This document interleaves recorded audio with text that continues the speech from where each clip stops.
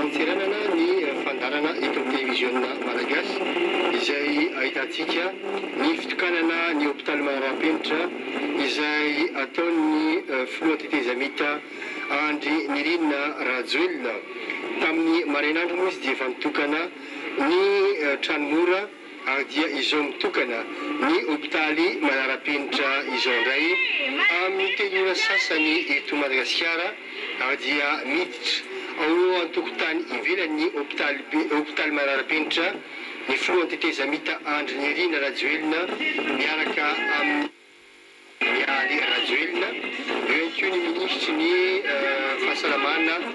Rahimananjara Joanita miaraka amin'ny tale izany hôpitaly Manarapenitra izany Jonas Eric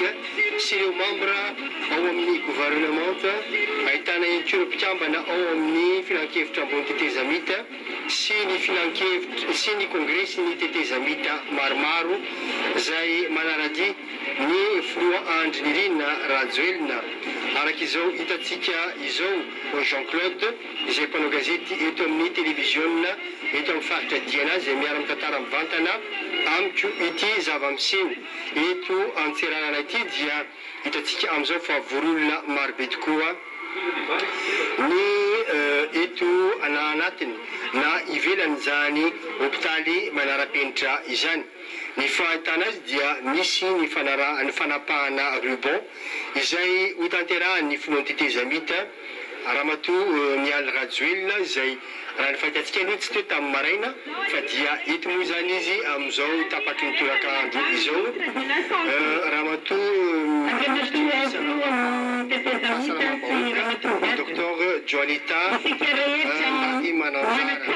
ary dia atsika avy hatrany ny zava-misy any ivelany. Fotoana manapetra ihany dia bangoko indray mandeha miarahaba tonga soa eto amin'ity hôpitaly vaovao hôpitaly Manarapenitra ity Andriamatoa. Napetraka eo ny fanamby dia tratran'ny tanjo mandroana. Hitokana an'izany hôpitaly mahafinaritra izany isika izay hôpitaly Manarapenitra. Tsy mifoto-drafitrasa ihany Andriamatoa ny Manarapenitra fa na ny fitaovana ao anatiny na ny mpiara-miasa izay asa anatin'izany hôpitaly vaovao izany. Koa dia tianay mitondra ny teny fisaovana fankatolenana ho anao amin'izao zavatsoa nomenao ny vahoaka malagasy fa indrindra ny faritra Diana sy ny manodidina azy. Izahay mpiasan'ny ministéran'ny fahasalamana moa dia nahazo tombony lehibe satria ny fanatsarana ny foto-drafitrasa ny kalitaon'ny fitaovana rehetra ato anatin'ny hôpitaly fitsaboana dia mampivoatra ary mahalavoary ihany koa ny asa izay soavinay. Mahazo anjara amin'izany ihany koa ireo mpianatra andrato fianarana mikasika ny fahasalamana ato anatin'ity hôpitaly ity. Eo ireo vahoaka isan-tsokajiny, ny vahoaka malagasy, ny vahoaka mpiara-belona eto amin'ny tany sy ny fanjakatsika dia azo soa ihany koa amin'ny fitsaboana izay atao anatin'ity hôpitaly Manarapenitra ity. Koa dia mankasitraka mankatelina Andriamatoa filoha. Mampanantena anao izahay fa dia ikolokolo mandrakariva izany toerana mahafinaritra zany mba ho fahafinaretana ny rehetra ka raha vao miditra amin'ity toerana ity ny marary dia miena 500 isan-jato izany aretina izany. Vonona ny mpiara-miasa, vonona izay ato amin'ny ministéran'ny fahasalamana indrindra fa ry zareo izay hiasa anatin'ity toerana ity dia ikolokolo sy anatsara indrindra fa ireo fitaovana izay sarobidy napetraka amin'ity toerana ity analana ny fahasairanam-bahoaka anena ihany koa ny fandehanan'izy ireo lavitra hitsabo tena fa mba ho vita eto toerana izany fitsaboana izany. Koa dia mankasitraka anareo mivady izahay tompoko mankatelina misaotra tompoko lahy, misaotra tompoko vavy. iny raha dia izay tokony zany ny olatin nataony ramatoa ministry ny fahasalamana fanomezany tokony sady fanamby tamin'ny fanamboarana ity hôpitaly manara-penitra izay mipetraka eo ambonin'ny tokotany mirefy eo amin'ny 3 hektara eo eto amin'ny ty faritra ity izay nanamboarana izany hôpitaly manara-penitra satria maninona Jean-Claude satria manara-penitra tokoa na ny fitaovana entina mandray na mandidy na mitsabo ireo marary izany ahitana ny scanner sy ny sisa iresaka André Rajoelina horatsika avy Madame Ministre,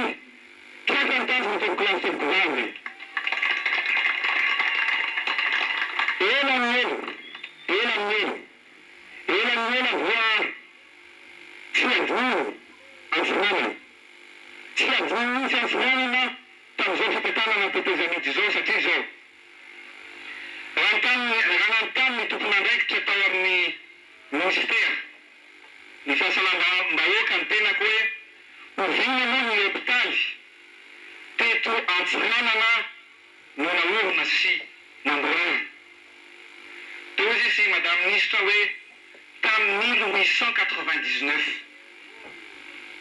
Tsy misy fanamboarana na ataontsika hoe vitsy. Fa zao tsika dia ny tenanareo afahaveritsika amin'ny toerana misy azy i Madagasikara. Ary tsy kiseza fendry. Raha toa ka aty Antsirana amin'izay no nanomboka an'izany fitokana an'izany androany. Tsy kiseza fendry. Satria araka ny lazaiko dia ny hoe eto Antsirana no tendrony Madagasikara. Maro be ireo asa vota manerana ny Madagasikara fa androany zay tonga eto Antsiranana hitokana an'izao hôpitaly zao toko-plasy toko-vavy miaraka aminareo vahoaka Antsirana. Ianareo ny hôpitaly atao hoe tsy notokanana voalohany indrindra. Zay le zavatra niteneniko teo hoe satria misy antony fantatra ianareo fa tianay be ary zay koa tianareo toko-plasy toko-vavy. Tamin'ny kabary tamin'ny nametraka ny daty fehizoro anamboarana an'ity hôpitaly ity. Tsara fantatrareo fa teto anefa no daty fehizoro napetraka farany indrindra nefa teto ny hôpitaly vita voalohany indrindra.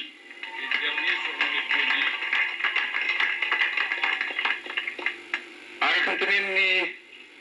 le Conseil supérieur de la transition Tatmou et Monibou et les derniers, vous y seront les premiers.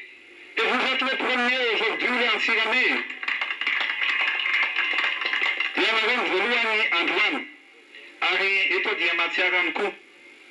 Isan le tovavy kely tamina nokabary Lucienne. Izay konekatra teo ambony podium misy tamin'izay. Alohanao aty hoa dia faly ery izy tonga. Toy izao hoe ny zavatra tena ampafaly anahy indray andro any satria tovavy ngambany teo amin'ny 20 taona teo. Toy izao hoe afaka fotoana vitsy dia hiteraka sy hametraka taranaka ao amin'ity hôpitaly ity eo Lucienne. Raha marena Lucienne dia zay ny afatavana ny président ity hôpitaly ity dia natao hitsaboana amelomana ary ametrahana ihany koa afana mikarakara ny taranaka faramandimby. Mbola lava ny androtsika androany satria manasa anareo fa atsy ny tena fety be fa dia hitokana amin'ity isika. Ny zavatra fantatsika dia zao ity hôpitaly ity aty ivelany no hitanareo izao fa misy ny teknôlôjia farany indrindra hita eran-tany ny ato amin'ity hôpitaly ity. Ny majorie numérika rehetrarehetra dia ao anatiny. Ny fanaovana scanner, ny fanaovana mammografie numérika mba ahafahany Za aloha tiako be ilay mama, be bebe ny mama aty, andio adra miaraka amin'ny mama rehefa avy eo. Fa afaka jerevana, zany mamografia numerika zany dia afaka ataontsika mijery an'izany sy ny tili amin'izany ato, ahafahana misorona ny aretina toy ny cancer, ny nono. Zany hoe ohatra ka sendra misy zany afaka alefatsika eo ny any any ivelany, dia afaka atao ny interprétation immédiatement hoe ahoana ny aretina. Efa lasa lavitra be sa mbola afaka tsabona sa tokony hotidina. Maro ny zavatra hita tao anatin'ity hôpitaly ity, ary zany dia fierté reharehantsika malagasy satria raha tamin'ny taona fitopolo dia ninona rehetra tany à la Réunion tamin'ny Maurice tonga teto Madagasikara mitsabo-tena. Zao isika indray no nakany fa averitsika versentsika ny tantara mba ry zareo indray mba tonga aty amintsika mitsabo-tena to filasy tompokavy. Manapaka an'ity ruban-ty aga lazaiko anareo zao tsika amin'ny teny zao dia marikodiky, ravoravo, satria taovantsika mitazona ka dia zany rehetrarehetra zany ny teniko aminao androany dia zao. Aza izany isorona, fa iza androany misotra anao satria namianao fitokisana sy ny fahafahana, namiangana sy nametaka zavatra ho an'ny taranaka faramandimby. Misotra tompoko lahy, makasitaka tompoko vavy.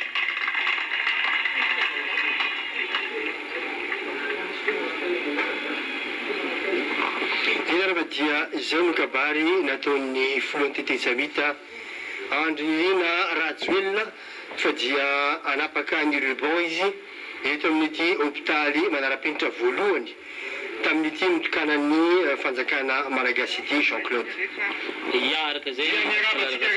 anisany nahitan'ny président. Apetraka ho amin'ny taranaka faramandimby ary ipetraka itoetreto itsabona ny vahoaka n'Antsiranana sy ny vahoaka malagasy iray manontolo. Satria anisan'ny nampijaly ny vahoaka ny Antsiranana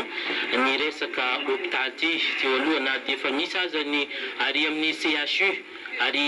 amin'ny Place Kabary izay agnisan'ny nitaha ny vahoaka teto Antsiranana fa io amin'ny lafiny ara-pitaovana no namparisarisa io hôpitaly be ito an-tampon-tanàna Antsiranana io. Izy io nisy ty hôpitaly vaovao azo lazaintsika hoe fa manara-penitra, misy fitaovana ihany koa manara-penitra amin'ity hôpitaly ity. Afa-pasahirana arak'izay ny vahoakan'ny Diego Suarez amin'ny izao fotoana izao amin'ny fitokanana sy fisiany hôpitaly manara-penitra ito Antsiranana. Efa rova ny fitondram-panjakana malagasy dingana lehibe tokoa voatonga amin'izao sehatra ny ataontsika hoe fitokanana izao isika eto Madagasikara ary izay indrindra no ilazana. Fa kosa amin'ny fotoana manaraka dia afaka mijery an'izany rehareha amin'ny firenena, rehareha ny vahoaka n'Antsiranana zany isika rehetra. Sotrandrina tompoko makasitraka. Zay moa zany mbola fanampiny fanazavany fa na izany na zany moa dia isan'ny rehereha ny fitondram-panjakana malagasy ny nahafahana nanamboatra izany hôpitaly manara-penitra izany. Tsy moa izany ny stèle izay nanoratana ny fanokanana izany hôpitaly manara-penitra izany. Azoko an-tsaina avy hatrany fa dia notokana ny filoha Andrinirina Rajoelina sy ny ministry ny fahasalamana Jonathan Mananjara androany ity hôpitaly manara-penitra ity. Zay soratra teo fa raha kely mikasika azy ity ahitana hevitra maro latsaky ny dimanche de Madame Joanita Manzara, ministre de la Santé. Lehibe dia tany ivelany no nividianana ireo ataontsika fitaovana lehibe ohatra toy ny scanner ahafahana mitily ireo aretina rehetra ao amin'ny tenan'ny olombelona. Izany hoe izay no mampiavaka ny hôpitaly manara-penitra aloha zany hatreto afaka manao izany fitiliana lehibe izany. Ankoatra dia mampiasa ireo fitaovana hafa ihany koa izay ataontsika hoe moderna izany hôpitaly manara-penitra izany. Raha ny fantatro fotsiny Jean-Claude dia tany ivelany avokoa no nividianana sy nanafarana izany entina hitsaboana ny vahoaka malagasy izany. Mety antanga amintsika any an-tokantrano any hoe manahoana sy manahoana tokoa ny mety ho fitsaboana eo anivon'izany hôpitaly manara-penitra izany, dia natao mirary dia mirary tokoa ny fandraisana anjara ho an'ny vahoaka malagasy amin'izany hôpitaly manara-penitra izany, indrindrindrindra ireo olona azo lazaina fa tena sahirana Jean-Claude, satria ny olona sahirana tokoa no mila izany fitsaboana izany. Isika rahateo mbola ao anatin'ny crise politika amin'izao fotoana izao, mbola somary sahirana ny toe-karen'ny firenena, ary izay no mahatonga ny fitsonjovana manokana Jean-Claude ireo olona aty amin'izany faritra diana izany. Ya, arak'izay lampanarasaty satria agnisan'ny mampanontany maro ny fomba fampiasana izy ity ny olona afaka mandeha ato amin'ny hôpitaly manara-penitra, satria mitaintaigny ny maro hoe fa mety ho an'olo manan-karena ity hôpitaly manara-penitra ity. Izy efa nazavainao teo hoe natokana ho an'ny vahoaka tsy ankanavaka ity hôpitaly ity. Hitantsika izao fitaovana agnatin'ny hôpitaly manara-penitra ito amintsika ity zay tsy dia ny filefahefana avy ny tetezamita miaraka amin'ny ministry ny fahasalamagna izy ity. Hitantsika fa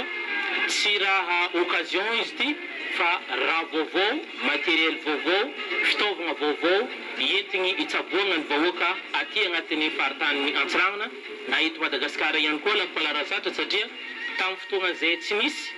dia nandeha ivelan'ny faritany mihitsy mitsabo na manao opération marobe ny aretigny tsy azo trano eto, tsy maintsy miakatra an'Antananarivo. Fa amin'izao fotoana izao dia afa-pasahiragnana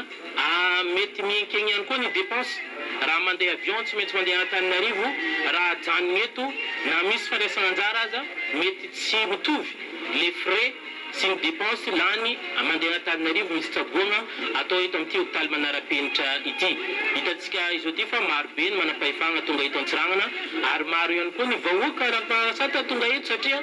ravoravo nahazo ny raha tsara ny tanàna Antsiranana. Fotoana maromaro zay, fotoana hela zay ny ambesan'ny vahoaka an'Antsiranana ity hôpitaly ity, ary misy indraindray efa misy fanolanana ny mpitsabo sy ny mararina ny vahoaka amin'io CHU eto Antsiranana io, satria noho ny tsy fampian'ny fitaovana amin'ireo mpitsabo amin'ny hôpitaly be ny Antsiranana ity. Anteneko fa nivaly zay etan'ny vahoaka zay lampanarasata amin'ny fotoana zao ity amin'ny fivitany ity hôpitaly manara-penitra ity. Somary sahirakirana ihany sika Jean-Claude manaraka izany sary zany, satria mifanjevy dia mifanjevy tokoa ny olona rehetra ato anatin'ity hôpitaly manara-penitra ity, manaraka ny filoha André Rajoelina araky ny fiteny hoe tsy malagistra, zao tokoa hoe tsy malagistra izao, ary ety tery de tery ny lalana izay tsy maintsy aleny fa na izany na tsy zany dia any anatinatin'ireny lalana ireny eny ambanimbany eny misy ireo tarby izay mitondra ny ataontsika hoe fil ahafahana manao izao fitantarana eto amin'ny télévision malagasy izao. Na izany na tsy zany dia miezaka ihany koa zany ny filoha Rajoelina ao anatin'izay ambiance rehetrarehetra fitokanana ny hôpitaly manara-penitra izay ny miresaka amin'ireo olona izay azo lazaina fa tonga karazan'olona tonga betsaka eto amin'ity toerana ity. Zany zao dia misy fandraisan-tanana ataon'ny filoha Rajoelina antitra izay tonga manome voninahitra azy mivady sy ireo mpitondra mpitantana ao amin'ny fitondram-panjakana amin'ny ity fitokanana hôpitaly manara-penitra ity. Raha ny fantapatatro ihany koa Jean-Claude dia maro tokoa ny mpiasa nataontsika hoe nantsona hiasa ato amin'ity hôpitaly manara-penitra ity. Misy ohatra ny avy any Antananarivo izay nalefa mankaty Antsiranana ary manginy fotsiny ny olona izay eto Antsiranana izay noraisina ho mpiasa raikitra ato anatin'ity hôpitaly ity. Niterako mihitsy ny mahita ny fomba nanaovana izay fandraisana mpiasa izay na ataontsika hoe recrutement fa dia nahazo tombony tokoa Jean-Claude ny mponina avy eto Antsiranana ary toko hoe tombony satria ataontsika hoe normal ihany izay fomba fidianan'olona satria azy ity hôpitaly manara-penitra ity aty amin'ny faritra diana ity hôpitaly manara-penitra ity nefa rehefa mila ny spécialiste kosa dia mazava ho azy fa tsy maintsy spécialiste izay nafarana matetika avy any andrenivohitra no hiasa eto amin'izany toerana izany indrindra eo amin'ny lafiny fitsaboana amin'ny alalan'ny scanner izany ohatra Jean-Claude mino fa mbola méticienne ngamba ataontsika hoe fifanana manokana izay omena an'ireo olona avy eto Antsiranana fa dia ho an'ireo tena hoe ataontsika hoe zavatra de spécialité zany to scanner sy ny zavatra hafa dia tsy maintsy ireo olona izay ataontsika hoe nafarana avy any Antananarivo na mety misy ihany koa avy any ivelany koa anofana ireny olona ireny aloha ao anatin'ny fotoana fohy mba hifehezana indrindra ireo fitaovana izay ampiasaina eto anivony izany hôpitaly manara-penitra izany. Ya tegna marina zay lanto malaratata satria amin'ny tanànan'ny Diego Sores ity mety vitsivitsy ny mpitsabo spécialiste eto an-toerana na koa misy fa voatery mandeha miasa amin'ny toeran-kafa noho tsy fisiany zay hôpitaly zay anteneko fa hibody amin'ny tany amin'izay nijosy angambany aoriana ny ity fitokanana ity satria hiasa izy ity ary andray marary ihany koa fa anisany raha tsara hoen'ny vahoaka koa lampolarasata satria ity toerana zay misy hôpitaly manara-penitra ity raha mitantara tsotsotra dia zandary bimoto miteto tamin'ny fotoan'andro dia eo amin'izay nisy niezaka nataon'ny fitoram-panjakana nanomia trano na toerana hafa le route bimoto dia nanomena ity hôpitaly manara-penitra ity zay tantara fohifohy amin'le toerana nisy ity hôpitaly ity amin'ny fotoana izy ity ary maro be itsahony resaka hoe ho vita io tsy ho vita ary ho an'ny mpanan-karena na tsy ho an'ny mpanan-karena dia mazava ny tenin'ny filohan'ny fahefana voatetezamita teo fa ho an'ny vahoaka malagasy ho an'ny vahoaka an'Antsiranana fatry diana fatry sava ity hôpitaly eto Antsiranana ity fa mbola ho isy ho antsika aty amin'ny tampanavahatra aty amin'ny fahatan'ny Antsiranana ny fagnazavagna antsipiriany mahakasika ity satria tsara koa mba henareo hoe ino mary akory ny fandraisana anjara agnatin'ny hôpitaly zay mba ahafany le tebiteby misy amintsika tsaraikaraika zay tompony ary ampiasa ity hôpitaly manara-penitra eto amintsika ity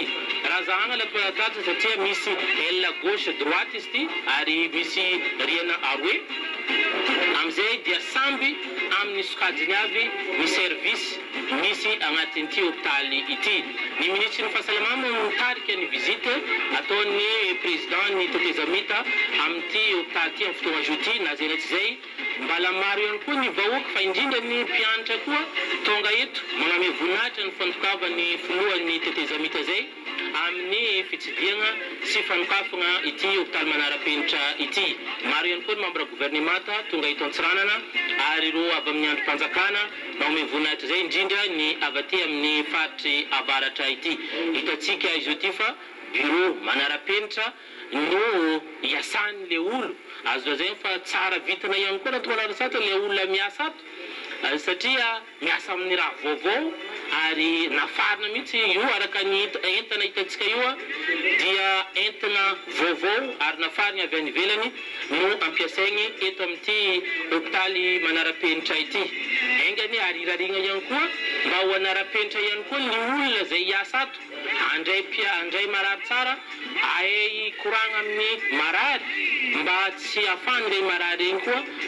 ifindra hôpitaly na tsara ny hôpitaly na tsara ny fitaovana eo ihany koa ny fandraisana olona raha ratsy ny fandraisana olona dia mety ifindra hôpitaly ihany ny sasany ka tsara ihany koa no hanara-penitra ny fomba fisaina sy ny toe-tsaigny amin'ity olo iasa amin'ity hôpitaly manara-penitra ity izay nikorana zay moa Jean-Claude no isan'ny ambarambara ny ramatoa minisitra foana rehefa manome ny ataontsika hoe consigne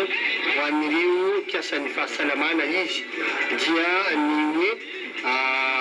ataovy ny azahoan'ny olona fitsaboana mahafa-po eo amin'izany hôpitaly manara-penitra izany na io amintsika amin'ny teny vahiny hoe qualité de travail izay no tena zava-dehibe fa anatin'ny qualité de travail koa dia fahaizana ihany koa ataontsika hoe manaja ireo marary satria tsy fidin'ny olona izay ataoko hoe marary zany ary lazanina zany ny marary andrianina ihany koa ny fiteny malagasy eo amin'izay raharaha izay. Eto Madagasikara dia misy hôpitaly manara-penitra 9 eto Madagasikara dia izay indrindra no antony nananganana izany hôpitaly manara-penitra izany mba ahafahan'ny olona jiabijiaby any amin'ireny faritra ireny manantona sy mahazo kalitao ana ataontsika hoe fitsaboana tsara dia tsara manara-penitra. Zany zao dia ny pharmacie no asio anareo eto dia manahoana izany pharmacie eto anivon'ny hôpitaly manara-penitra izany. Matetika moa dia ny fanafody ampiasaina eto amintsika nantsoina hoe générique. Misy ihany koa ireo fanafody spécialité izay somary lafolafo kokoa raha oharina amin'ny fanafody générique.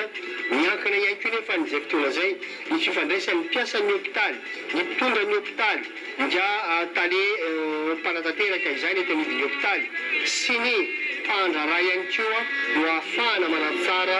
izay kalitaon'ny fanafody entina sy omenan'ny marary izay. Izay moa ataontsika hoe partenariat public privé misokatra amin'izao fotoana izao ny fifaninanana ao anatin'ny faninanantsika manjaka tanteraka ihany koa izay ataontsika hoe tolobaritra izay omeny ireny mpandraraha ireny ary izay mametimety ny fanjakana ihany koa nefany no tsy maintsy tanterahana amin'ny izany tolobidy sy ny fividianana zavatra toy ny fanafody eo anivony izany hôpitaly manara-penitra izany. Maro dia maro tokoa araky ny sary hitantsika ireo mpanao gazety tonga eto amin'ny faritany eto Antsiranana izay ataontsika hoe manao ny fangalam-baovao manodidina ity hôpitaly manara-penitra ity. Ity zao no scanner, ity no scanner izay ataontsika hoe fitaovana vaovao novidiana tany ivelany ary vo tamin'ny herinandro ambony no natoravany izany fitaovana izany teto Antsiranana ary ireo ataontsika hoe manampahaizana vahiny aloha no nametraka izany scanner izany. Isika malagasy no miezaka mifehy izany fitaovana ataontsika hoe tena manara-penitra entina hitsaboana ny olona izany ary mahazo tombony betsaka amin'izany tokoa ny aty amin'ny faritra diana eo amin'izay fahazahoana ny hôpitaly ny fitaovana manara-penitra izay. Ny hôpitaly manara-penitra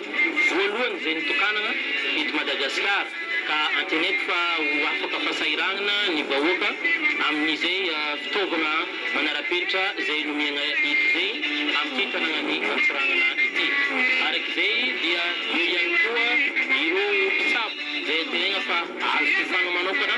amin'ny fampiasana izy ity mba ahafahany miasa satria mety mbala hoisy ny fifana amiagna ireo ary eo ihany koa ny fagnamafisana traikefa tokony atao satria ny fianarana dia tsy mety tampitry ary tsy maintsy magnaraka ny fivoaran'ny teknôlôjia ny mpitsabo tsaraikaraiky. Ao antsika jiaby era Madagasikara magnaraka ny télévision malagasy amin'ny fotoana zoti hitantsika fa modèle tamin'ny andrany an'ity nampanaritsatsa ny fahatany Antsiranana satria maromaro ny zava-bita teto anisany zavatra goavana amin'izay ity fitokanana ny hôpitaly manara-penitra izay fampanantenana nataon'ny filohan'ny fahefanavony tete Jamita Andry Nirina Rajoelina raha nandalo teto Antsiranana izy. Efa nandema ny resaka tsy ho vita tsy ho vita noho ny raharaha politika fa hita ny fotoana zao ty fa vita ny fanamby izay napetrany atratra ny tanjona araka ny targetrany amin'ity resaka fagnamboarana ny hôpitaly eto atapitanagnany Antsiragnana ity.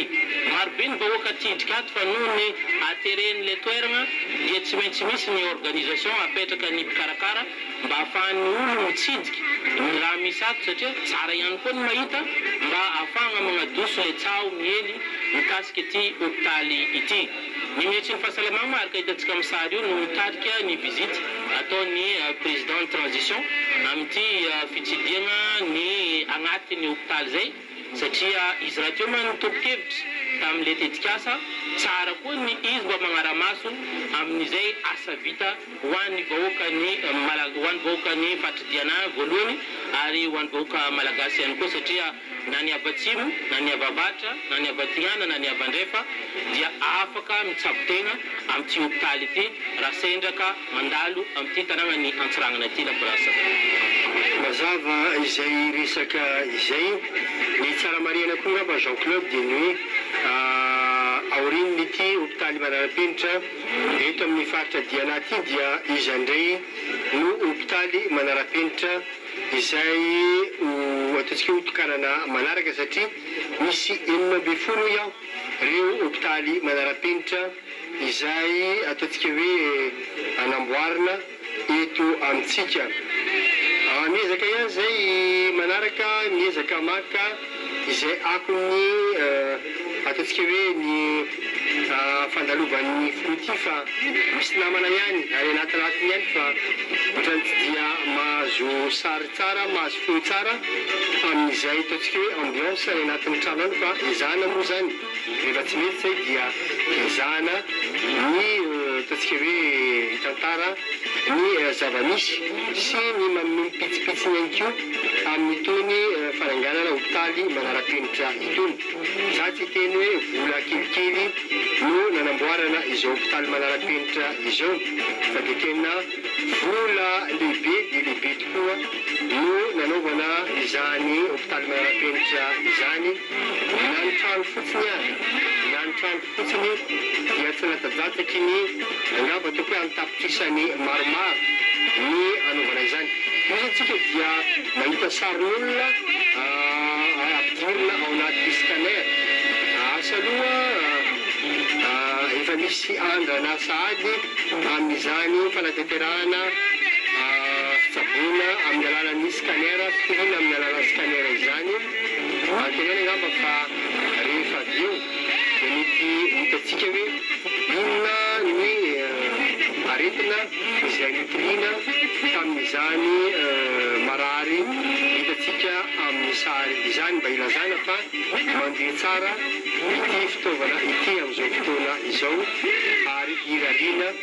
ny ataontsika hoe faharetan'ny fampiasana azy sy ny fahatsarany ny zavatra avokany. Mba tsy lazako ohatra hoe fa ny manao scanner fotsiny raha fiasa fanjakana ianao dia matratra any amin'ny 5 hetsy no manao izany scanner izany. Mba ilazako ihany koa izany fa misy ny prise en charge amin'izay fa raha olon-tsotra izany ianao dia nino fa dia tena lafolafo tokoa ny vola aloha amin'itony scanner itony. Asa ohatrany ankizy ngamba ny fahitako izany atao scanner izany mitoy ihany moa lazanina zany mitoy ihany fitetezany filo antetezamita ireto trano reto hitantsika amin'izao fa dia mivangongo tokoa ny olona ao anatin'izany trano izany. Ireo mpanao gazety izay miezaka maka ny pitsipitsiny amin'itony fahazahoam-baovao itony. Ny zava-misy ihany koa dia voafetra ihany koa nefany naizanona zany ny olona mahazo miditra any anatin'ireny toerana ireny satria safipady ihany koa ny fiarovana ny ain'ny filoha amin'itony sehatra iarahana amin'ny be sy ny maro itony ka dia tsy maintsy mailo ny rehetra ny mpiambina azy eo amin'izay sehatra izay. mbola hitantsika amin'ny sary moa zany fa dia mbola ao anatin'ny fanaovana scanner ny sary hitantsika ny finoany tetezamita rehefa avy eo antanitsika ihany hoe manahoana sy manahoana inona ny tena tikan'izao sary aseho izao marina fa andrana izy ity nefany maritra elaela ihany.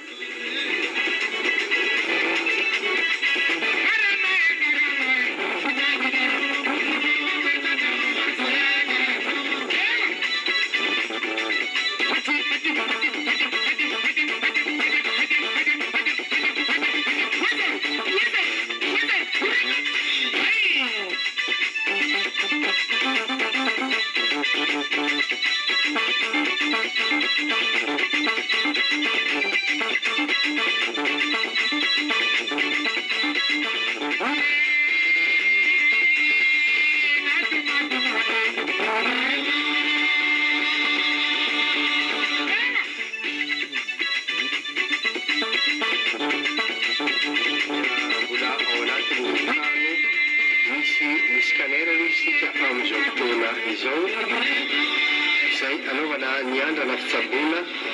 amin'ity tolakandro ity. Raha ny ora eto am-pelantanana dia efa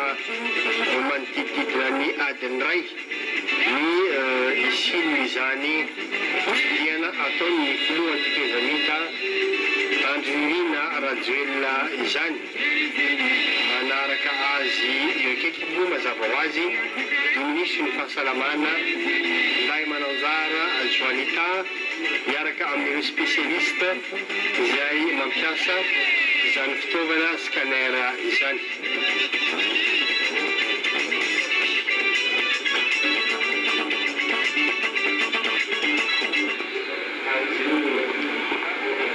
Aty ivelan'ny scanner kosa dia mazava ho azy fa ahitana ireo karazan'olona toy izao hitantsika amin'ny sary izao, io ny mpiara-miasa akaiky eny ivy ny fiadiana ny présidence, eo ihany koa ny olon-tsotra izay nasaina ka tafiditra ato anatin'ity hôpitaly manara-penitra ity. Masindrazana Alfina no anaran'ilay vehivavy tsaboana anaovana ity andrana amin'ny scanner ity. Tsy hoe inona no tsaboana aminy tiliana aminy fa dia izy ngamba zany no safidin'ny be sy ny maro natanterahana izany andrana izany. Omeko toromarika ihany ianareo fa dia aorian'ity fitsidihana ny hôpitaly manara-penitra ity dia mbola isy ny lanonana etsy amin'ny tamin'ny malalaka etsy amin'ny Ritz izay hotanterahana miaraka amin'ny finoany tetezamita Andry Rajoelina. Anizana kosa anaovana ny tirage au sort ho an'ireo olona izay mety ahazo ny trano manara-penitra mipetraka amin'ireny trano ireny izay votokanana moa zany tamin'ny maraina. Niezaka ihany ny teknisianina eto amin'ny télévision malagasy maka ny ambiance ao anatin'ity salle ity izay ahitantsika ny andrana tao amin'ny scanner izany fa dia manakoako be ihany koa moa zany ny ambiance ity ivelany la mozika izay no mety tsy azahoana kely izany ambiance ao anatin'ny trano misy ny scanner izany fa dia azo azontsika an-tsaina an-tsary fa dia ary fomba tokoa ity fitaovana entina tsaboana ny olona ity.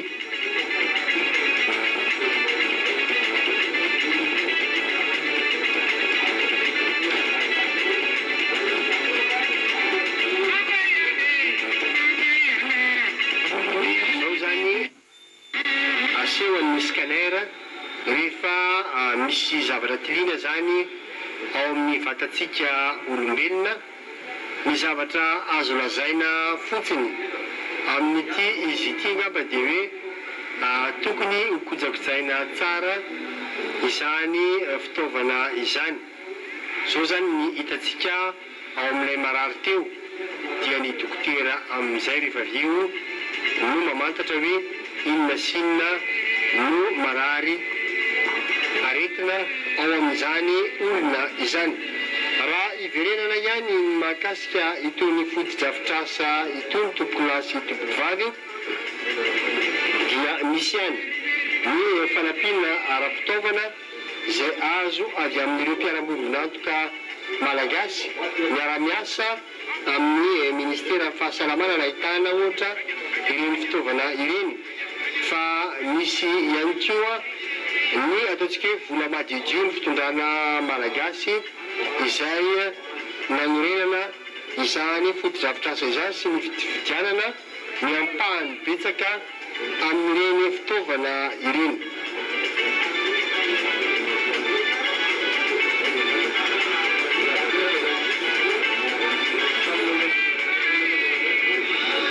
Ahitana hevitra maromaro iaho, ahitana hevitra maromaro ato amin'ity. Ny hevitra fiasana no tena betsaka indrindra ary ahitana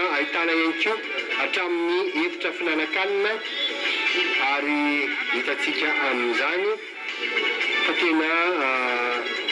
tsara dia tsara ny foto-drafitrasa toy izao, foto-drafitrasa saingy tokony kojakojaina izany foto-drafitrasa izany mbola eo manodidididina ny fanaovana scanner ao ihany no sary hitantsika amin'ity indray mitoraka ity. Mbola tsy azo foana loatra eto ny ambiance ao anatin'izany trano fitsaboana izany.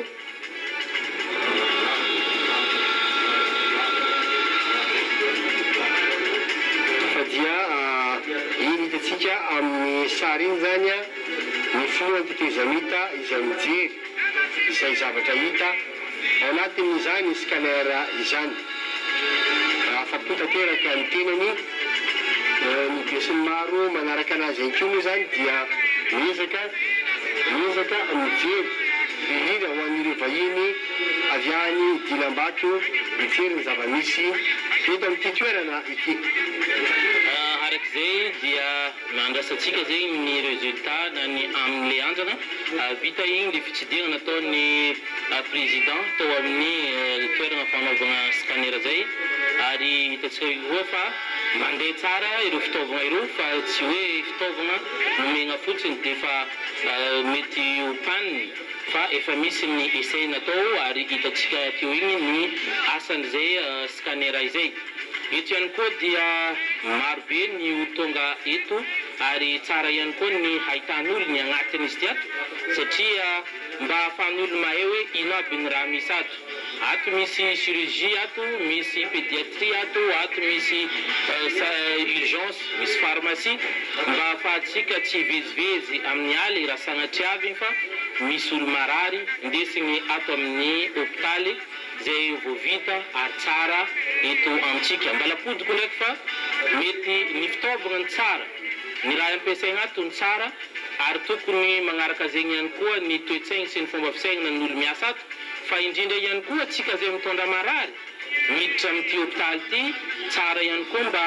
magnaraka ireo fepetra zay omeny ireo tompon'andraikitra amin'ny hôpitaly mba ahafahantsika ihany koa mikojakoja ary mitana hela izay fitaovana zay efa naozitsika amin'ny fotoana jeudi amin'ity hôpitaly ity satria ty mananahirana ny vahoaka agnatin'ny tanànan'ny Antsiranana ny fahatany Antsiranana taloha tagny amin'ny resaka hôpitaly ity satria tsy maintsy miala eto ny aretigny sasany izay vao possible ho traitena, izay vao possible ho janga amin'ny ro marary zay miditry l'hôpitaly regny ary misy sasany maty noho tsy fisiana vola zegny hiala ny tanànan'ny Antsiranana dia maty noho tsy fisiana vola hiala eto satria tsy ampy ny fitaovana zay ampelatagna ny mpitsabo eto atapo-tanànan'ny Antsiranana. Ary eo ihany koa ny tsy fampiany zay fitaovana zay agnisany mampisy dépense amin'regny marary regny amin'le olo mitondra marary satria be loatra vola lany raha hiala eto Diego Serezy ke andeha Antananarivo na hiala eto Diego andeha any La Réunion. Fa jeudi raha atao ny compte tsotsotra dia afaka miaigny tsara atsika zay olo mitondra marary amin'ny hôpitaly ity raha mba miala ny frais n'avion raha mba miala ny frais n'hôtel amin'ny toerana izay andehanantsika agny dia hita fa mba misy fiainana hely zegny ny dépense amin'ny fitorasana marary eto amintsika amin'izao ty. Tsy joroana nisy anarety fa arety io zegny tsy maintsy mandala amin'olombelogno ny tegna marigny, tsy maintsy mandala amin'olombelogno ny aretigny ka ity fisain'ny hôpitaly ity no mety hagnadoso fahasahiranantsika tsiraikaraiky amin'ny fisiany izy ity. Maromaro maharaka nambara teo ny efitra agnatin'ny hôpitaly ty ato raha atao visite jusqu'en farany izy ty niany mety andany lera raiky na lera roa eo ny fitsidegna ataony présidentny Tezamita fa antenegny fa efa hainy tsara fa misy miamby koa ry amin'ny ritsy satria miamby ao koa vahoaka lakolarasata aorignany tya dia eo amin'ny devant ritsy no iogna ny filohan'ny fahitfanavo Tezamita amin'ny vahoaka eto atapitanagnany Antsiragna. Ny tarika Rosy sy tarika Jilo no agnafana zay fotoagna zay io ihany koa ireo mpanakanto avy eto atapitanagnany Antsiragna zay DJ Mozito moa no mpagnentana agnatiny ity etsika mavety atao eto Antsiragnana ity ary vahoaka maro ary aravoana no itsenany vahoaka de Bossereze ny fatongavany filohan'ny Tezamita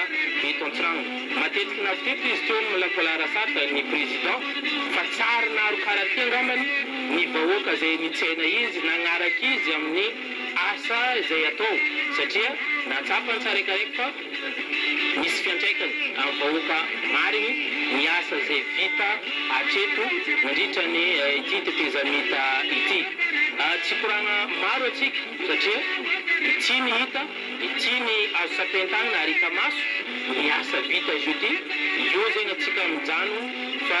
efa tsy zagna ny aloha ndraiky afara eky izy ty fa vita ny asa tokony asa araka tokony izy ary tokony ho zakany vahoaka ary hoan'ny vahoaka amin'ny ankitony ny hôpitaly izay apetraka eto. Tsara ma ny fahitana ataony président io ary io koa nataony ministre ny fahasalamana nambarany filoha teo fa hoan'ny vahoaka izy ty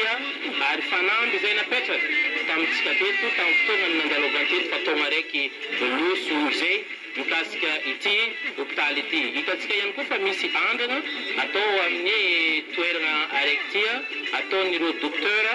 amin'ny miasa eto amin'ny hôpitaly Manarapenitra. Io zegny le fitaovagna vaovao nazontsika teto atapitanagnany Antsiragna. Hitantsika fa magnano zay andrana zay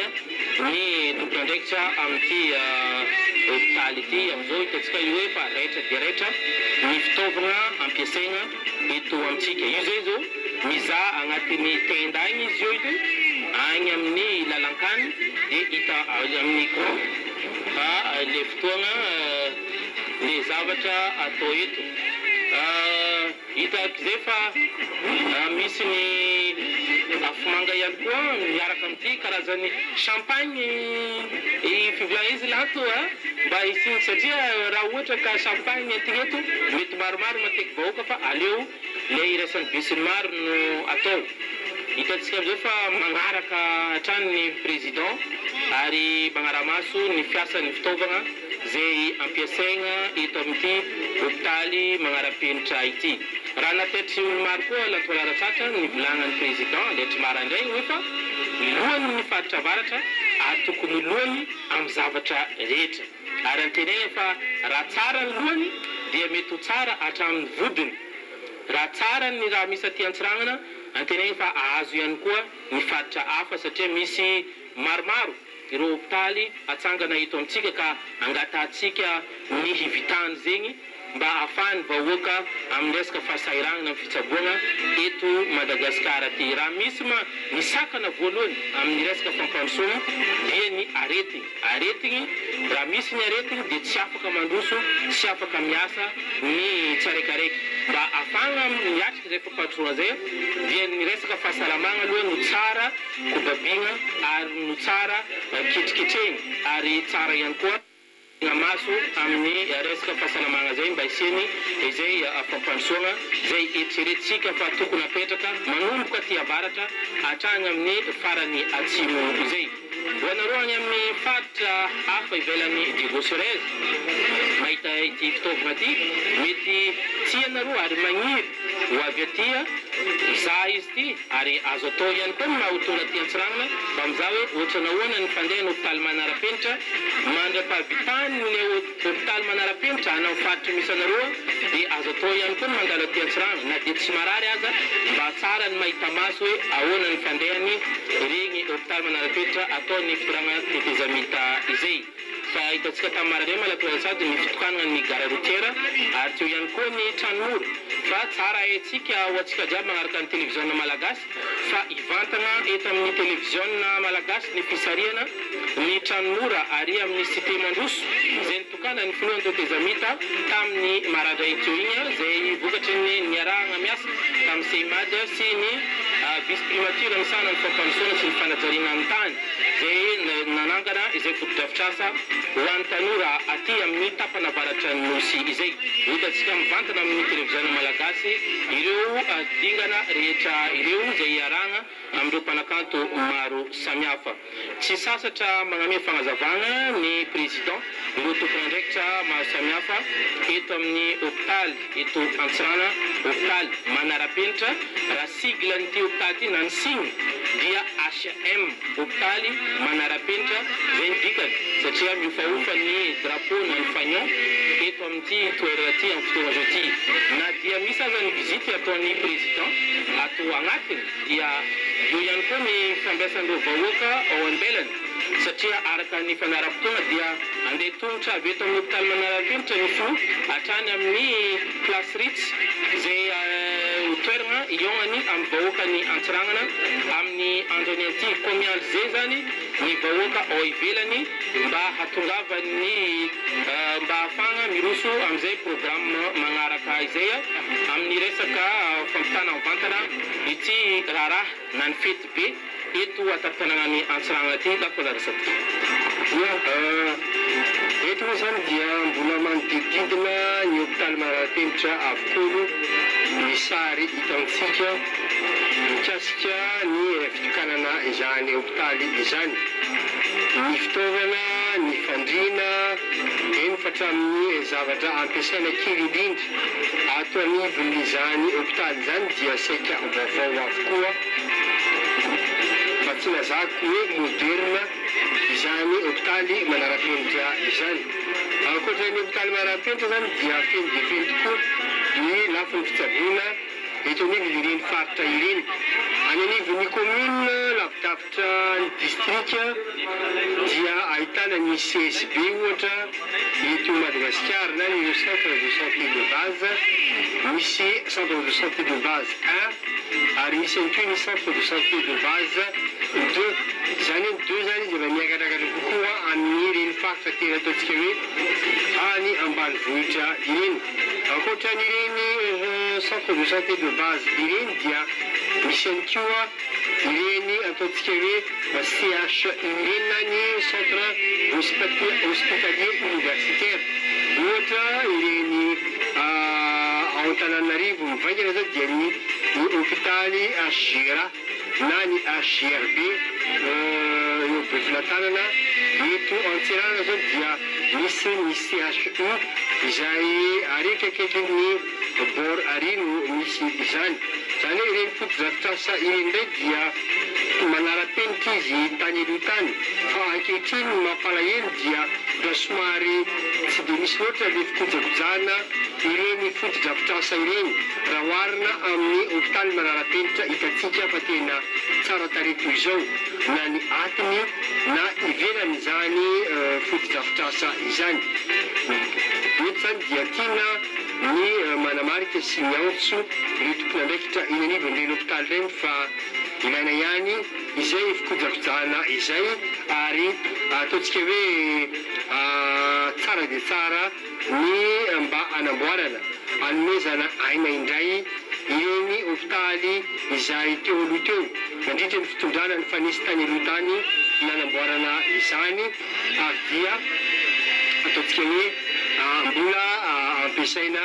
eto amintsika. Marina hoe aho fa tsara dia tsara itony hôpitaly manara-penitra itony fa ny mampalahelo dia hoe raha ohatran'ireny ny hoavin'izy ireny any aoriana any dia ataontsika hoe very sasatra ihany ny volan'ny fanjakana nentina nanamboarana ny foto-drafitrasa toy izao. Ity fitenenina dia ny hoe tokony ho kojakojaina tsara izany itony foto-drafitrasa itony ahafahany dimisifara any aoriana any mba mahazo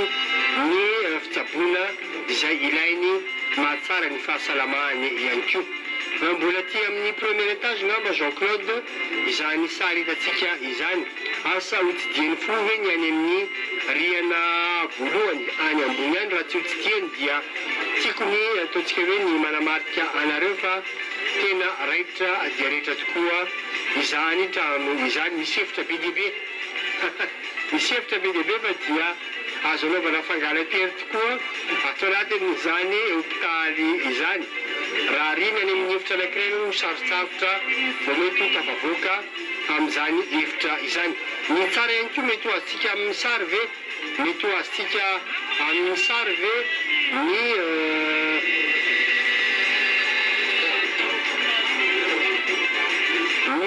ataontsika hoe tsisy moa izy itony ny ataontsika hoe ascenseur fa raha misy zany ny urgence dia azo hitondrana olona ihany any ambony any amin'ny alalan'ny brancard satria efa misy faritra izay azo andana nyreny tsy miakatra totohatra fa miakatra amin'ny karazana toerana anankiray zany azo hitondrana ireny brancard ireny misy terme teknika ihany azo ilazana izay fa rehefa tena miditra ato anatiny anao mahita ny mazava-dehibe izany ataontsika hoe foto-drafitrasa izany. Mandeha dia mandeha ny fotoana Jean-Claude efa ho adiny ray mahery kely ny tantarana izay zava-mitranga rehetrarehetra ato anatin'ity hôpitaly manara-penitra ity. Maro dia maro tokoa ny olona mifamezivezy ato amin'izany toerana izany Jean-Claude. Ya araka izay lampanaratsata tsara ny manana raha tsara ary maravoravo ny fisian'ilay hôpitaly manara-penitra fa tsara ihany koa ny kojakojana hatramin'ny voalohany ny fitaovana izay misy hitantsika eo amin'ny sary io fa misy ny salle d'urgence ato amin'ity hôpitaly ity izay tsy dia ny filohan'ny tetezamita amin'ny fotoana zoty ary eo ihany koa ny ezaka tokony ataony tsaraikaraiky amin'ny resaka fahadiovana satria hitantsika ato amin'ity hôpitaly manara-penitra ity dia hatrany an-tokotany dia misy ireny ahitry maitso na ny ireny gazon regny mipetraka ato ary tsy ahitana vovoka mihitsy ato amin'ity hôpitaly manara-penitra ity. Tokony manara-penitra arak'izay manomboka androany ary hatramin'ny farany ity hôpitaly ity satria raha atao amin'ny CHU araka nambaran'ny lanto teo dia nanara-penitra izy tamin'izay fotoana madio tsara ary mandray marary tsara fa amin'izao fotoana izao azo lazaina fa mampamenatra ny milaza ny foto-drafitrasa misy ary amin'ny CHU amin'ny azotina zay na tsy zay dia miezaka ihany ireo mpitsabo ao an-toerana izay magnome ny mety ary manao izay azo natao amin'ny vahoaka amin'ny fitsaboana ao amin'ny hôpitaly be na CHU eto an-tampon-tanàna Antsirano. Na dia eo aza ny fitaovana azo lazaina fa tsy zarizary ampiasain'izy ireo na hoe tsy ampy ihany koa ny tena marina ampiasain'ny mpitsabo dia miezaka ihany izy regny magnano izay ho afany. Na dia eo aza indraindray misy famalina eo amin'ny mpitsabo sy ny marary amin'ity hôpitaly ity antenay fa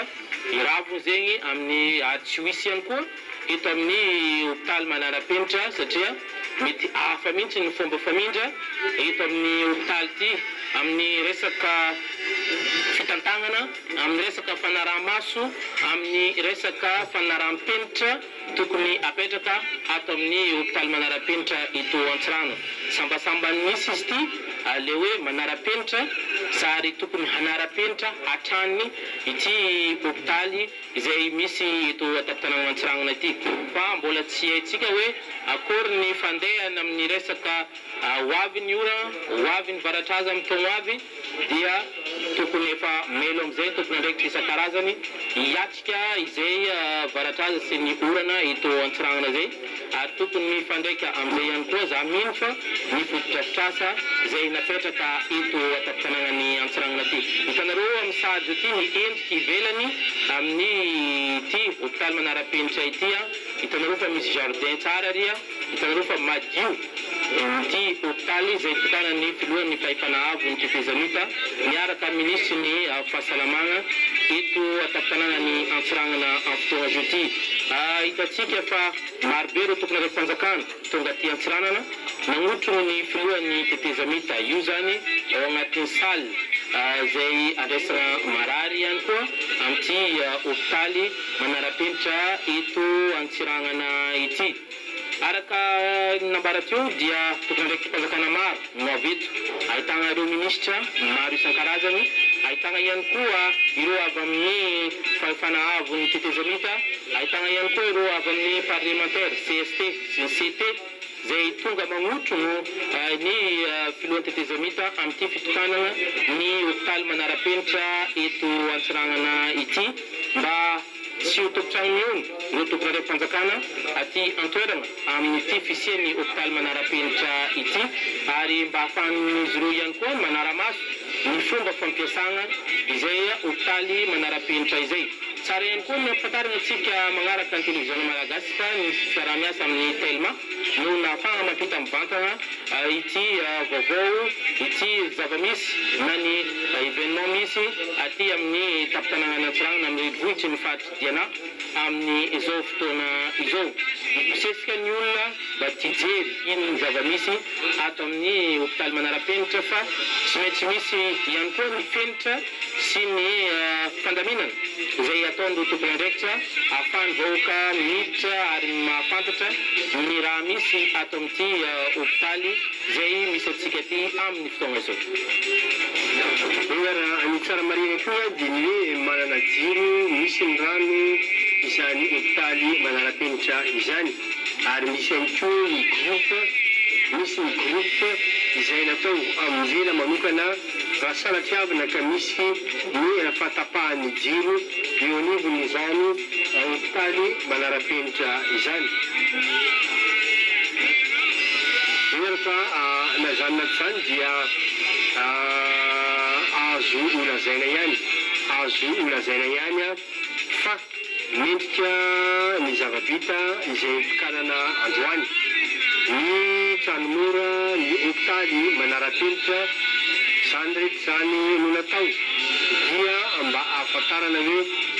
manao izay tratran'ny heriny ihany izany ataontsika hoe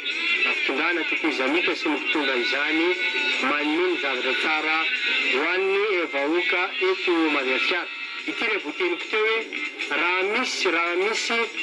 misy ny marary dia entina miakatra amin'ny brancard amin'ny alalan'iny ataontsika hoe tohatra iny, ary natokana manokana hiakaran'ireo ataontsika hoe fitaovana ankoatra ny totohatra izany.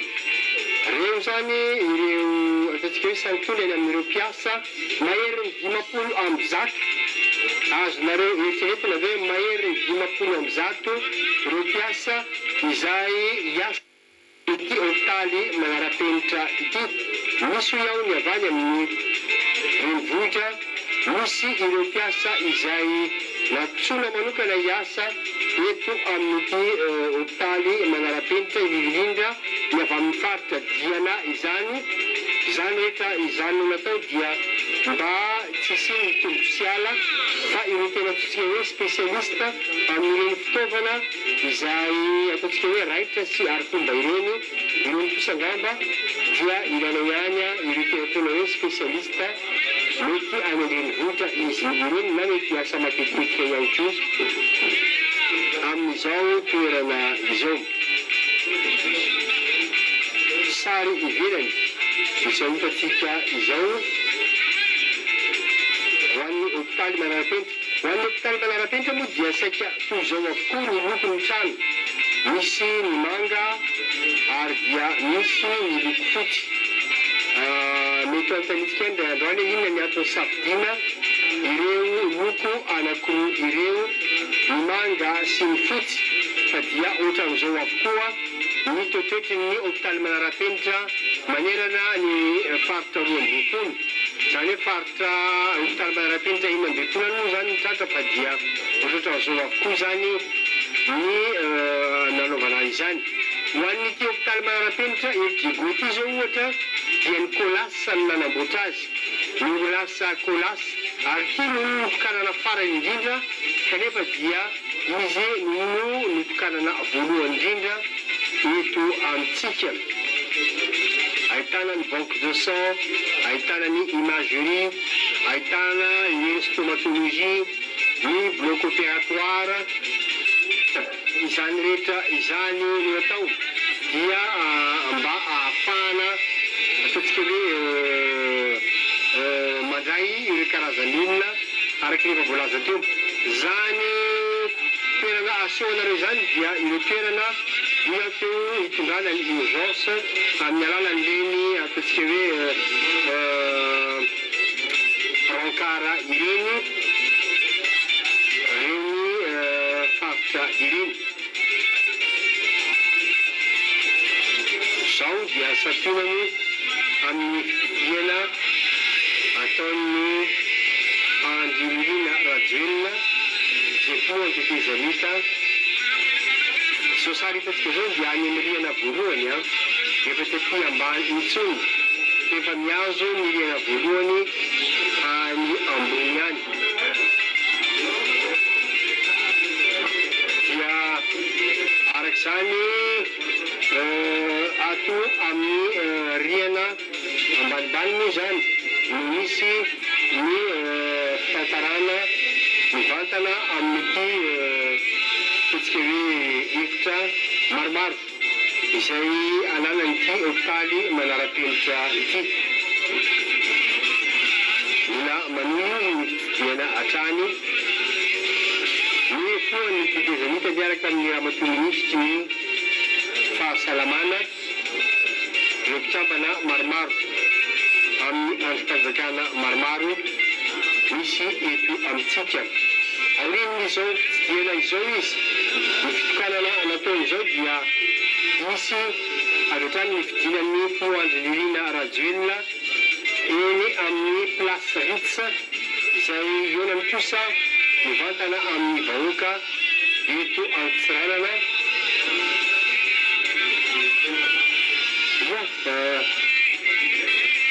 Zao amin'ny salle d'attente misy izao toerana izao, zany hoe raha vao miditra ny hôpitaly Manarapenitra aloha dia ao amin'ny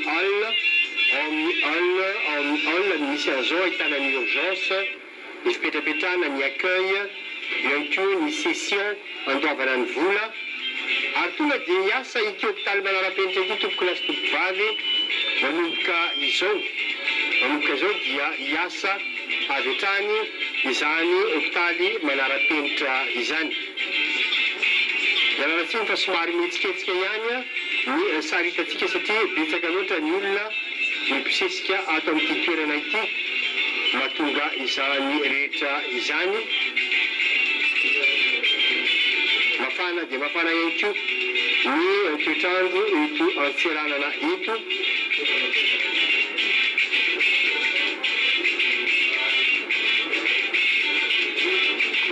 Ato anatin'ny trano ihany izany sary hitantsika izany, somary gymnastika ihany koa ny manaraka ny finoa mitety ity trano ity. Raha ny aty ambany dia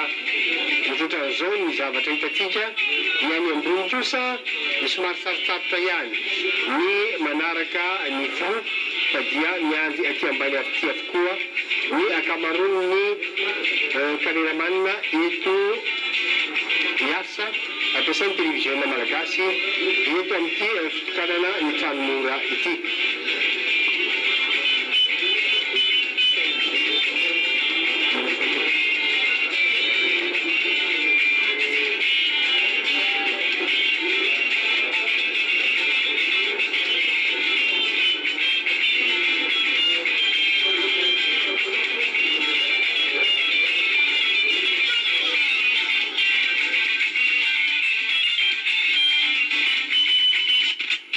iana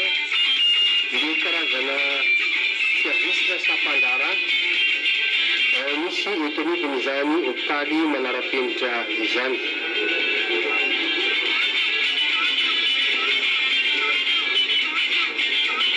Hatramin'ny ranon-jirama hatramin'ny zavatra rehetra dia izany filoha ny tetezamita atao avokoa ny manandrana izany. Arak'izay lampifanalalasata dia hitantsika amin'ny sary zao ireo fitaovana misy agnatiny ity tanànany agnatiny ity hôpitaly manara-penitra ity hitantsika io afara io ireo karazana fitaovana zay ampiasaigna eto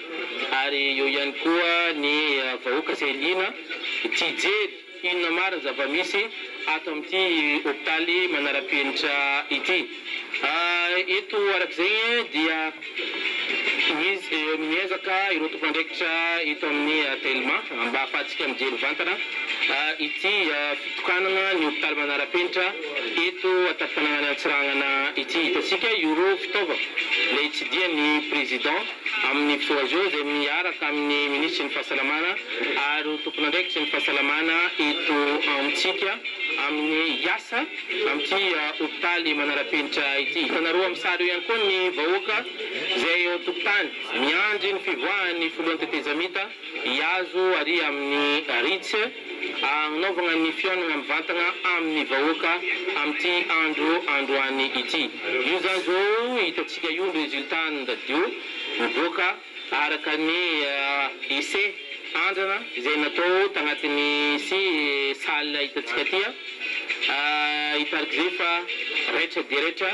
ny fitaovana ampiasaigna eto amin'ny hôpitaly manara-penitra ny Diego Sorez. Iraritsika itoy ny asa fagnamboarana ty tanàna ity satria vita ny hôpitaly nitsangana ny manara-penitra ny tranomora ny gara routière ny fagnatsarana ny lalana agnivon'ny commune urbaine Diego Sorez no tokony vinivinegna amin'ny magnaraka satria ny ministra lefitra ny sana fampandrosoana dia efa nampanantegna ny itoizan'ny asa ary amin'ny tranomora amin'ny premier ministre lefitra zafady ny premier ministre lefitra misana ny fampandrosoana tsy ny fanajariana tany hajo Andriananarivelo dia efa nampanantegna sady ny isiany fagnamboarana hafa amin'ireo tranomora misy aty Antsiranga ho an'izay tsy nahazo tamin'ity mety mahazo koa zegny amin'ny magnaraka. Magnampy amin'ny fampitagnam-bantana amin'ny fotoana zao ity ny namagna Jean-Louis Bertrand izay mpiasa eto amin'ny télévision malagasy aty Antsirana niazo ambara magnodidina ity fitsidihana na ny fitokanana ny hôpitaly manara-penitra ataon'ny filohan'ny tetezamita ity. Mikabiny namana Jean-Claude dia nisy rektapisaka ary tantara manana ny maizy azy misy tontany Republika Madagasikara toko ny fitokanana nareo zavadika teto Antsirana Renvokarta Diana amin'ny ity datin'ny volana Desambra taona 2010 sy 2020 ity. Hitasoritra zany fa anisany nahazo vaovao ny amin'izany hôpitaly manara-penitra izany. Iverina fa tsy mena mitaha ireto mpitsabo maro izay fanaovanao fanadihadina voatsela koa izay ny amin'ity fahavitan'ity hôpitaly manara-penitra misy eto Madagasikara ity centenaire zany ireto sary arantsika izay ao anatin'ny fitokanana izany ny filohan'ny tetezamita arahin'ny ministra maro avy ao amin'ny gouvernemanta iraisana ao. Amikabiny aloha dia anisan'ny lambaran'ireo docteur nampitsabo tsy miankina ampanjakana eto Antsiranana fa anisan'ny rehetra tokoa ireto fitaovana ireto ary niaiky aza ireto mpitsabo ao anatin'ity hôpitaly manara-penitra ity fa rehetra tokoa zany fitaovana zany ary tsy mena mitaha amin'ny any ivelany ary nona fa maro ireo avy aty miranomasina Ocean Indiana no tonga hitsabo tena eto Madagasikara. Sambasamba isika avy Madagasikara no ahatongavandreto avy any ivelany no tonga hitsabo tena teo isika Madagasikara ary iverina fa ireo izay mbola tsy voatokana dia mbola hotokanina ihany koa atsoato satria tsy mety Antsiranana ihany no nahavitana zao fotodrafitasa izao fa saika manerana ny faritra maro eto Madagasikara. Amin'izao fotoana ireo dia mbola mitangorona io rehetra io ireo mpanao gazety manaraka ny fitsidihana ataon'ny filohan'ny tetezamita mijery akaiky atsiro efa vita ny tany ambanirihana ary miakatra ty ambonirihana indray mijery izay ao anatin'ireo ireto efitra maro samihafa ao anatiny izao hopitaly manara-penitra izao. Amin'izay rehetra izay dia tombanana fa anisan'ny afapo ny filohan'ny mpizanita sy ny minisitra tompon'andraikitra fahasalamam-bahoaka izay manokina azy hatrany hatrany amin'ny fitsidihana ireto efitrano maro samihafa ireto. Na ny tany Ambanirihana izany na ny tety Ambonirihana dia nahazo fahafaham-po avokoa ireto tompon'andraikitra avo ara-panjakana ireto izay heverina fa manana ny maizy azy tokoa ity hopitaly Nantsiranana ity izay hopitalitsika eto Madagasikara izay nona fa anisany hahafapo ary maro rahateo raha tsy laza zay fa mananika hatrany amin'ny 100 eto avaratry Madagasikara no sahiny laza tamin'ny mpanao gazety maro nandrehetra ny fahatongavan'ireo mpanao gazety maro be antsoratra am-bavantsary ireto teto an-toera nanambara fa anisany afapo ny mponina ray manontolo ary tsy man'ny Antananarivo intsony ny fitsaboan-tena fa eto ihany dia efa vita ary nona fa ho salama manara-penitra ihany koa Jean-Claude. Arak'izay Jean-Louis Bertrand Latalazasata tratra ny tanjo tamin'ny fanamby izay napetraky ny filohan'ny tetezamita André Nirina Rajoelina teto atapitanagnany Antsiragnana. Izy ity ma dia azo lazaintsika hoe tegna tratra maro tanjo ary tanteraka ny fanamby satria maromaro ny mpagnano politiky na mpitondram-panjakana mampanantegna vahoaka ny raha maventy karaha ty ary sarosarotra aminany ary vitsy ny tanteraka mba tsy volagnana tsisy. Fa ndraiky nitoraka ty dia tanteraka ary vita soamantsara ny hopitaly izay nampananteneny ny filohan'ny tetezamita André Nirina Rajoelina amin'ny vahoakany Antsiragnana hamitrahana ty hopitaly ity. Raha nahita ary naharigny ny tretreny olo maro izy ary amin'ny hopitaly CHU. CHU agnisan'ny hopitaly izay azo lazaina fa mitsabo vahoaka maro teto atapitanagnana Antsiragnana fa nahay antitra izy ary nahay tsy zarizary ny fitaovagna ampiasaigna amin'ity hopitaly CHU ity. Ka izay no nahatonga nitetika asa ary mba hagnavaotana ny aign'ny vahoaka, hagnavaotana ihany koa ny vahoaka sahira satria tsy afaka miala taragnana Antsiragnana amin'izay fitsaboana izay. Ny filohan'ny tetezamita iroa fivadiany miabaty Antsiragnana miatrika ary nagnano izay fitokanana izigny amin'ny izao fotoagna izao ty ary eo ihany koa ireo fianakaviam-be ny avy amin'ny fahasalamana ny minisitra maro avy agnatin'ny gouvernemanta izay magnotro ny dia ny président ny transition aty Antsiragnana zao ty. Hitatsika fa io zegny ny lalana afaka imboagna raha miditra ato amin'ny hopitaly manara-penitra ity ialagna amin'ilay escalier lava be ohatrana misy amin'ny CHU ary ary izy ty ihany koa raha zahana ny resaka accessibilité dia accessible amin'ny personne handicapée no ato amin'ny hopitaly manara-penitra izay satria anisan'ny fenitra izay takina ihany koa tatoato ny fagnajana ny zon'olona manana fahasembagnana amin'ireny toerana fitsaboana na toerana fandehanana ny fikarakarana raha maro samihafa ireny. Raha tsapa nanomboka tamin'ny maraindraigny igny tamin'ny fahatongavan'ny président dia haravoana ny hita taminazy nanomboka tary Arasara mandalo teo amin'ny Tragnomora ary ny fitokanana ny gare routière ary amin'ny fotoagna zao ty ny fitokanana ny hopitaly manara-penitra eto amin'ny agnivon'ny tanàgnan'ny Antsiragnana eto amin'ny quartier Talamboty. Ny raha hita tamin'ny maraindraigny raha ipodiaratsika hely tamin'ny maraindraigny tamin'ity hopitaly ty dia misy mijoro izay natao ara-pomban-draza tamin'ity tanàna ity satria raha misy ny hatsarana tsy ny fitokanana raha dia tsara ny hagnanovana joro satria tany masina ity tany avaratra ty ka tsy maintsy hagnanovana joro zay. Efa misy ihany koa ny olo izay natokana fa ho mpijoro amin'ity tanàna ty fa tsy kilakila olo no afaka mijoro izay zavatra atao amin'ny raha maventy karaha ty amin'ny foto-drafitrasa maventy karaha ty dia